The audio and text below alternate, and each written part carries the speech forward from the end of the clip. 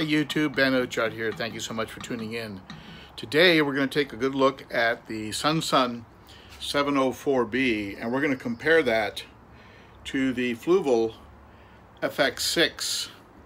So if you're thinking about upgrading your SunSun to a Fluval, you may want to take a good look at this video first, and let's take a side-by-side look at these two units, see what the difference is, see what the advantages and disadvantages of each one, what each one actually is better at or worse at than its competitor. Let's go from there. Comparing some basics, we look at the output. It's about 528 gallons per hour, 2,000 liters per hour. Now, I'm pretty sure that rating is done without media.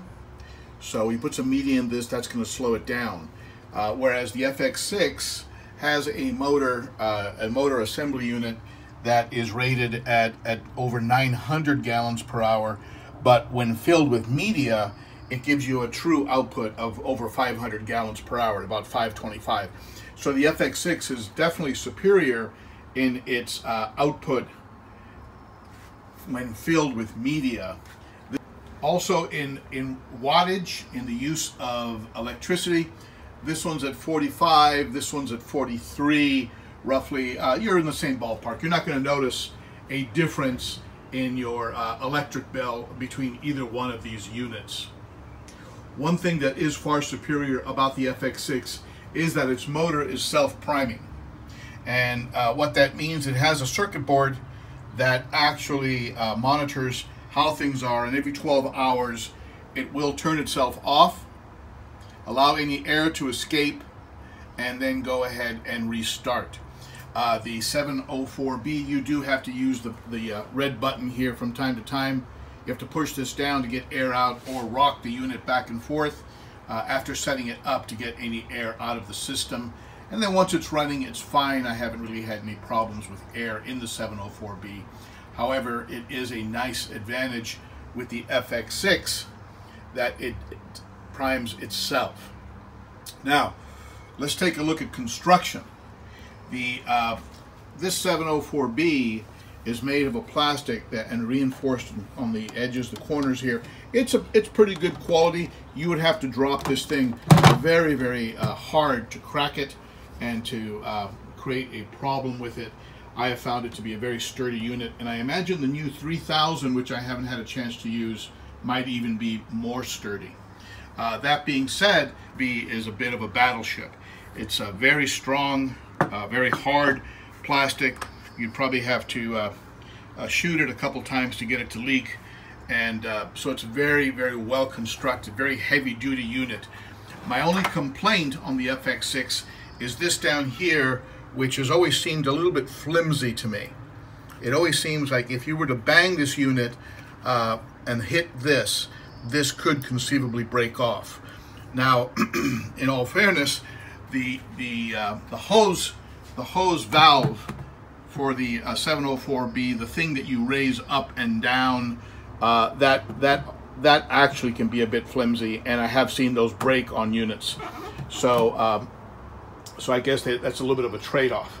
Now, the 704B does have it does boast and have a UV unit inside of it.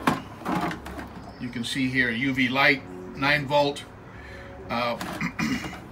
Water passes by it very, very quickly, so some people will complain it probably doesn't do much, but I find that it's a bit wet. I've serviced the unit, so they're wet.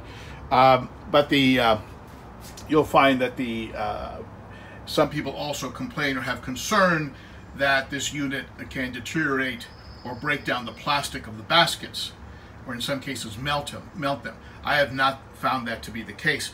Here's one of the baskets. Here's one of the baskets here.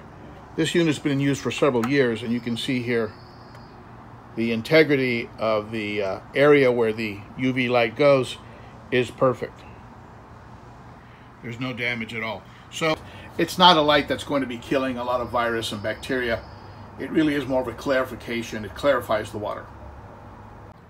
Servicing the motor of the 704B is a bit of a chore. because you have to, of course, unscrew it from the side here. It just pulls out, and you have 4 screws that hold it in place. And you can see this is a pretty heavy-duty unit. I mean, to be pushing over 900 gallons an hour, you can imagine what you've got here. And you have to, you have to pull it off. I do it every other cleaning, and you want to pull this thing off and service this magnet. Clean it up inside in here. This pulls out, and you can see the size of this magnet. It's a very large magnet on a stem, a lot like every other filter you've seen. It does need to get pulled out, and as you can see here, it can build up a little bit of muck, and these kind of things can perhaps affect performance. So I just like keeping it nice and clean, so I'll pull it out and give it a good cleaning. You have to be sure you place this thing back correctly, give it a nice little cleaning too, and that's the service of this unit here, compared to a 704B where you have basically the motor is built into the head of the unit. It pulls water up, as opposed to the Fluval, which is pulling the water down and then up to the tank. This is pulling the water up through the media, and that affects, of course, how you set up the media.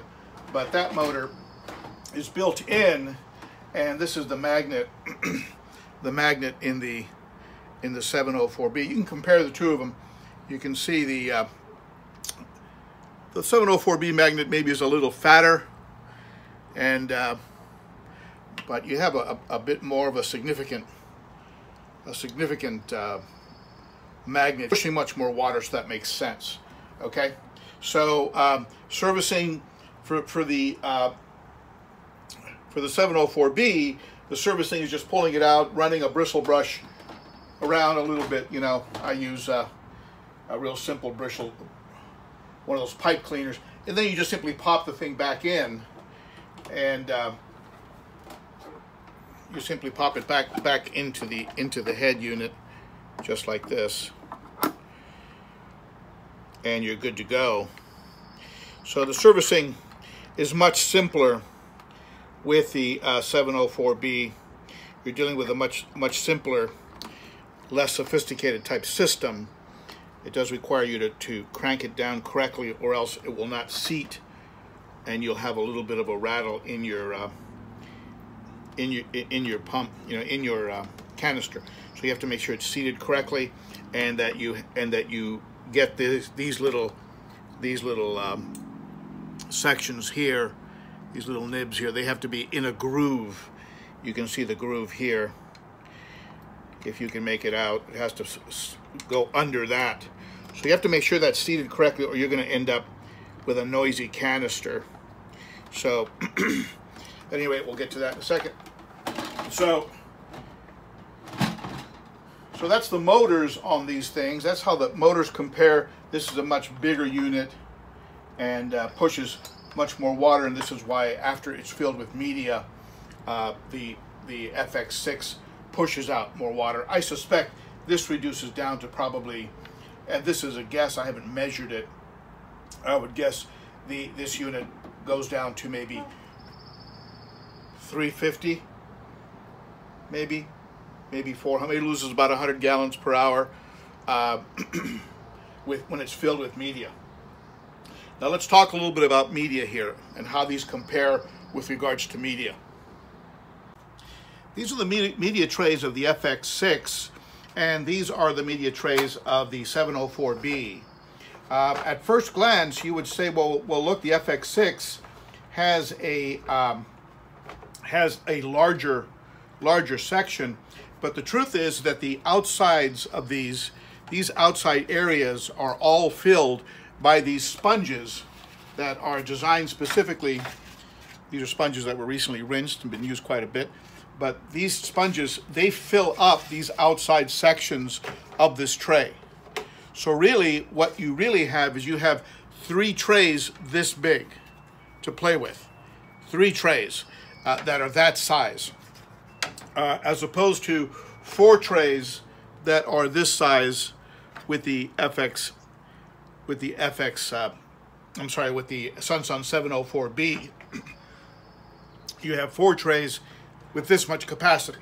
So for the sake of comparison, what I've done is I've taken the media that I have in my FX-6 and put it into here to show you just a comparison of what we have going on. So what I've done is I've taken all the biomedia from my FX-6 and I put it into the 704B, and what I have is I basically have a tray and a half. I have a tray and a half of media. And so if you were to run your bottom tray in your 704B with a coarse, medium, and fine filter, the way I do it, and and then you would have essentially this much capacity, as well as half of this tray and one additional tray of capacity. So the 704B actually has more media capacity, in my opinion, than you get in the FX-6. So that is a big plus point, especially when you consider if you could run your 704B with a pre-filter, you're going to, and be able to stuff this thing with one tray of sponges and the rest with bio, you're going to have a lot more bio media. Now, that being said, and in all fairness, you could conceivably run a pre-filter on your FX-6. So you put a pre-filter on the FX-6 unit and then fill all the middle to the brim with media, and you'd probably be close in the ballpark, because currently right now in these top trays I'm running a couple of these sponges, a couple of these types of sponges up here in the top tray. So that's using that up with more sponges. So all the water going through these outside sponges comes up to the top and then goes down the middle of the FX-6. So then it works through these sponges, then goes through your biomedia, two sections of biomedia, and back to the tank. So with a pre-filter, and all you have going on out here with these wraparound sponges, you could conceivably convert this middle tray here, convert this one to bio. So you'd have this additional capacity, and that would probably bring it more in the ballpark to what you have going on in the 704B. But the way I have them set up right now, my 704B is superior with regards to biomedia. Now, in the next few weeks, I'm going to be putting out a video on pre-filtering. I'm going to be pre-filtering this Fluval unit, and so that's going to be a bit of a game changer, because I'll probably be able to eliminate these middle sponges, maybe put a pinky floss on the top, so that when water goes down towards the biomedia, it's getting its final polish, and do something like that. So we'll see where that goes.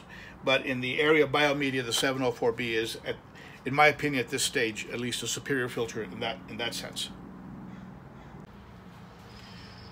Really be sure that you really tighten these screws down very firmly.